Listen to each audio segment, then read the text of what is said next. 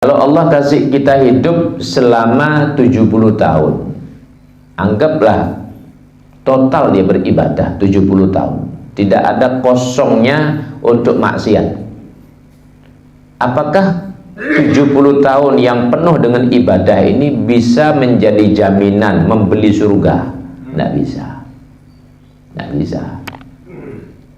Kalau kita pernah dengarkan kisah seorang yang dikasih umur 500 tahun oleh Allah, ibadah di atas gunung tidak terganggu sama sekali.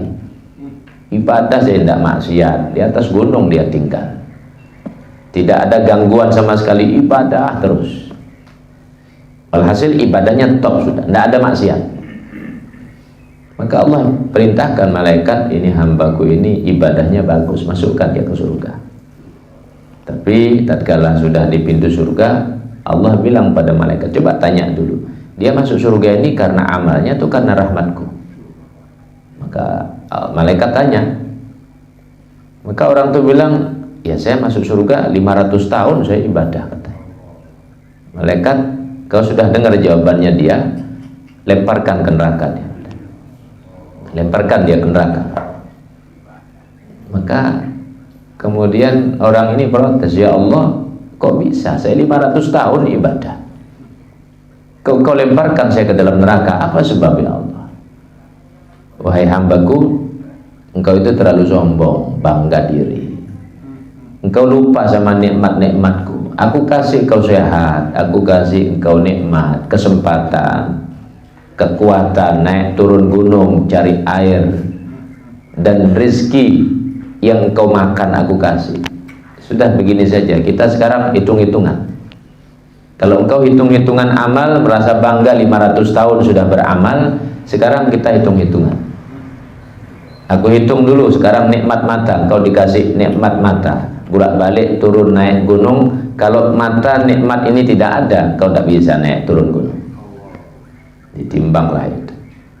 Maka dari satu nikmat mata saja bisa melihat dengan jelas, dengan terang, sehingga selamat, tidak kesandung naik turun gunung. Baru satu nikmat ini saja dihitung dengan amalnya dia 500 tahun, itu sudah tidak sebanding, sudah habis amalannya dia. Lebih berat nikmat mata yang Allah berikan kepada hamba tersebut. Artinya apa? Manusia ini tidak bisa berbangga diri, ya. Oh, saya ahli sholat, saya ahli baca Quran, saya ahli tahajud, dapat Lailatul Qadar tiap malam bila perlu, ya. Tiap malam bila perlu. Lalu dia merasa bangga, oh saya sudah beramal. Maka tidak bisa manusia demikian. Itu yang ahli ibadah sudah. Apalagi yang ibadahnya mingguan, membaca Qurannya Ramadan 1 kali. Nanti kemudian merasa bangga, oh saya sudah tadarusan. Maka tidak bisa kita mau berbangga diri, ya. Tidak bisa kita mau berbangga diri. Nah, disinilah pentingnya ngaji ini, supaya ego ini kita turunkan. Ego ini kita turunkan, apalagi ego di hadapan Allah. Apa mau kita egokan, mau kita banggakan itu apa? Sehingga dikatakan bahwa ujub ini, bangga diri, ini menghapus daripada amal-amal kita. Sudah berusaha ikhlas, tapi kemudian merasa bangga, oh saya yang paling baik. Maka Allah ingatkan, fala tuzakku anfusakum huwa a'lamu biman ittaqa. Jangan engkau anggap paling baik diri ini, jangan engkau anggap paling suci, paling bagus, paling selamat, jangan. Karena Allah yang lebih tahu siapa orang-orang yang benar-benar takut dan yang diselamatkan oleh Allah. Inilah pesan, peringatan dari Allah Subhanahu wa ta'ala. Hingga kalaupun kita dari pagi sudah sholat berjamaah subuh, kemudian ngaji lagi, kemudian nanti duha, lanjut lagi nanti siang kita sudah berniat sholat zuhur berjamaah, lanjut lagi asar berjamaah, maghrib berbuka bersama, berdoa, anggap semua diterima oleh Allah. Tapi tidak bisa juga kita banggakan. Hingga tatkala Nabi menyatakan sekalian itu tidak akan masuk surga dengan amal kalian.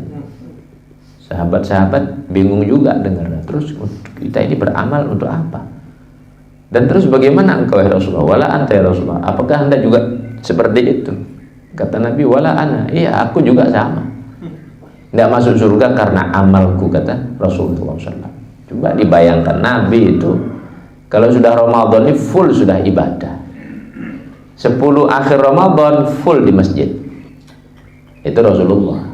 Kalau kita kan masih pulang makan, mungkin masih lihat HP, nonton YouTube, masih bisa santai-santai. Rasulullah full. Nah, ada longgar waktu untuk tidak ibadah. Kurang apa ibadahnya Nabi? Nabi pun katakan, saya juga tidak masuk surga dengan amal saya. Tapi bukan berarti Nabi tidak dijamin masuk surga. Nabi sudah dijamin masuk surga. Ini ngajarkan kepada umat.